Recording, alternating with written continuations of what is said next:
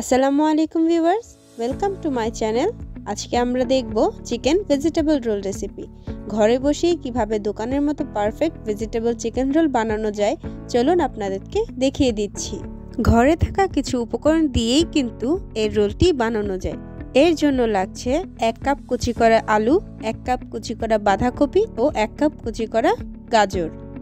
এগুলো কুচি করে রেখে আমি এখানে একটি ব্রেস্ট পিস সিদ্ধ বসিয়ে দিচ্ছি। ব্রেস্ট পিস সিদ্ধ হতে হতে এর পাশে আমি একটা প্যান নিয়ে এর মধ্যে আমি মাঝারি সাইজের একটি পেঁয়াজ কুচি করে দিয়ে দিচ্ছি। এটাকে আমি হালকা একটু ভেজে নেব। এরপর এখানে আমি 1 চা চামচ আদা বাটা, 1 চা চামচ রসুন বাটা দিয়ে দিব। এরপর সামান্য পরিমাণে পানি দিয়ে ভালো মতো একটু কষিয়ে নিচ্ছি। এবার এর মধ্যে পরিমাণ মতো লবণ দিয়ে ভালো মতো মিশিয়ে নিচ্ছি। এবার এর মধ্যে কুচি করে রাখা সবগুলো সবজি আমি দিয়ে দিচ্ছি।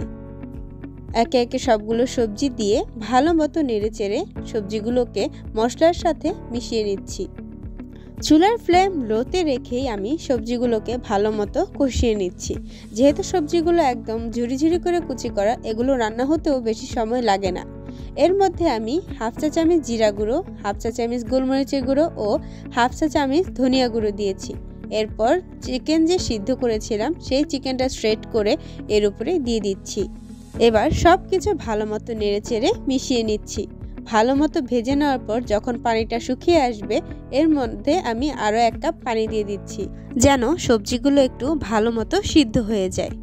আপনারা অবশ্যই চেক করে নেবেন সবজিগুলো ভালো মতো সিদ্ধ হয়েছে কিনা। এখানে আমি 2 টেবিল চামচের মতো টমেটো সস দিয়েছি। এটা সম্পূর্ণ অপশনাল, আপনারা চাইলে দিতে পারেন, না চাইলে নাও দিতে পারেন। টমেটো সস দিলে টেস্টটা ভালো লাগে। এবার ডোটা রেডি করে নিচ্ছি। এখানে নিয়ে নিয়েছি 1 কাপ আটা ও এর মধ্যে দিয়ে দিচ্ছি একটা ডিম।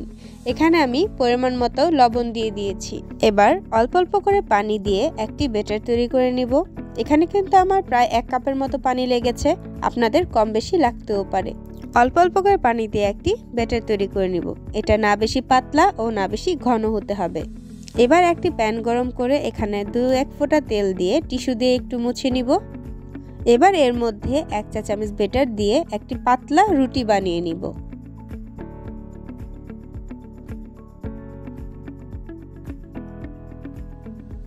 এবার আমি রোলগুলো বানিয়ে নিব।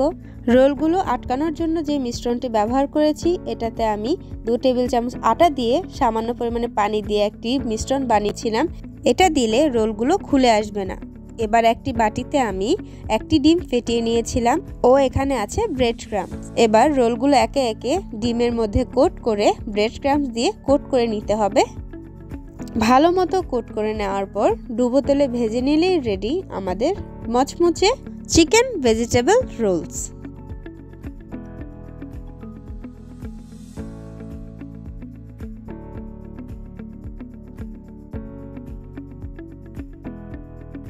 এগুলোকে আপনারা ডিপ ফ্রিজেও সংরক্ষণ করতে পারবেন 1 থেকে 1.5 মাস পর্যন্ত।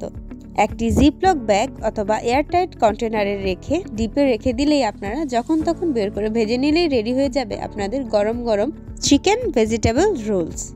Thanks for watching.